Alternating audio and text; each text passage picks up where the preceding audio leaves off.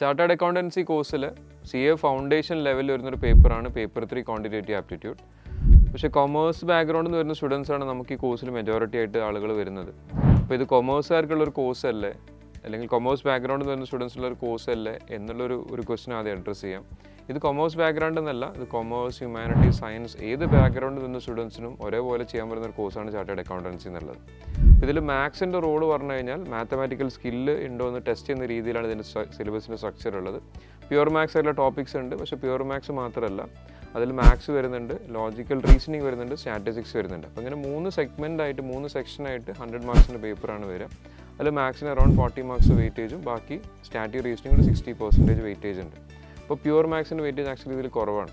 അപ്പോൾ ഏത് ബാക്ക്ഗ്രൗണ്ട് ആണെങ്കിലും ഇറസ്പെക്റ്റീവ് ബാക്ക്ഗ്രൗണ്ട് ഇതെല്ലാവർക്കും പഠിച്ചെടുക്കാൻ പറ്റുന്ന ഒരു പേപ്പർ തന്നെയാണ്. കഴിഞ്ഞ അറ്റംപ്റ്റ് നോക്കിക്കഴിഞ്ഞാൽ നമ്മൾ കഴിഞ്ഞ തവണ എക്സാമിൽ ഏറ്റവും കൂടുതൽ സ്റ്റുഡൻസ് സ്കോർ ചെയ്തിരിക്കുന്ന പേപ്പറും പേപ്പർ 3 തന്നെയാണ്. പക്ഷേ അവിടെ നമ്മൾ ഈ പേപ്പേഴ്സ് അപ്രോച്ച് ചെയ്യുന്ന സമയത്ത് +2 ലെവലിൽ നമ്മൾ പഠിച്ച രീതിയിൽ നിന്നൊന്നും മാറ്റം വരുത്താനുണ്ട്.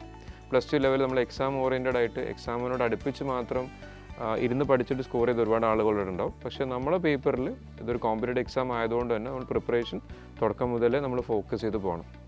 അപ്പോൾ അത് നമ്മളൊരു 4 സ്റ്റെപ്പ് അപ്രോച്ചാണ് നമ്മൾ ക്ലാസ് റൂംസിൽ പറയുന്നത്. അതിലൊന്നാമത്തെ നമ്മൾ എടുക്കുന്ന ഓരോ പ്രോബ്ലംസും എടുക്കുന്ന ഓരോ കോൺസെപ്റ്റ്സും നമ്മൾ ക്ലിയർ ആക്കി മനസ്സിലാക്കുക എന്നുള്ളതാണ്. So first thing is conceptual clarity. ഓരോ പ്രോബ്ലം ഓരോ കോൺസെപ്റ്റും ക്ലിയർ ആയിട്ട് പഠിക്കണം.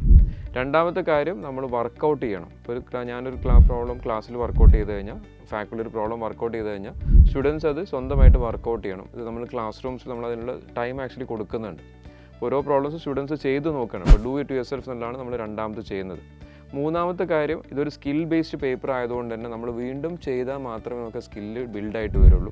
അതിനുവേണ്ടി നിങ്ങൾ വീണ്ടും പ്രാക്ടീസ് ചെയ്യണം. അപ്പോൾ അതിന് പ്രാക്ടീസ് ചെയ്യാൻ വേണ്ടിയിട്ട് നമ്മൾ ഇവിടെ ഇംപ്ലിമെൻറ്റ് ചെയ്ത സിസ്റ്റം എങ്ങനെയാണെന്ന് വെച്ച് കഴിഞ്ഞാൽ, ക്ലാസ് വർക്ക് കൂടാതെ ഒരു പ്രാക്ടീസ് ബുക്ക് എന്നുള്ള രീതിയിൽ സെപ്പറേറ്റ് ഒരു നോട്ട്ബുക്ക് സ്റ്റുഡൻസ് മെയിൻറ്റെയിൻ ചെയ്യുന്നുണ്ട്.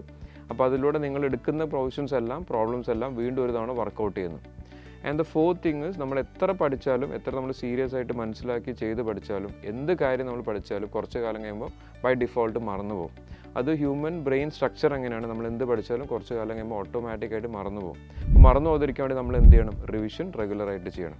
ഇപ്പോൾ ഈ 4 സ്റ്റെപ്പ് പ്രോസസ്സിലൂടെ നമ്മൾ പഠിച്ചു കഴിഞ്ഞാൽ നമുക്ക് ഈ പേപ്പറിൽ പാസ്സാവുന്ന മാത്രമല്ല അടിപൊളിയായിട്ട് മാർക്സും വാങ്ങിക്കാം. ഇത്തരം കാര്യങ്ങൾ നമ്മളിതിൻ്റെ സ്ട്രക്ചറിനെ കുറിച്ചും കോഴ്സിനെ കുറിച്ചൊക്കെ ഡീറ്റെയിൽ ആയിട്ട് നമ്മൾ യൂട്യൂബിൽ പാത്വേ സീരീസ് എന്നൊരു വീഡിയോ സീരീസിൽ തന്നെ കുറേ കാര്യങ്ങൾ എക്സ്പ്ലെയിൻ ചെയ്തിട്ടുണ്ട്. ബാക്കി കാര്യങ്ങൾ നമ്മൾ നേരിട്ട് ക്ലാസ്സിൽ വരുമ്പോൾ കാണാം.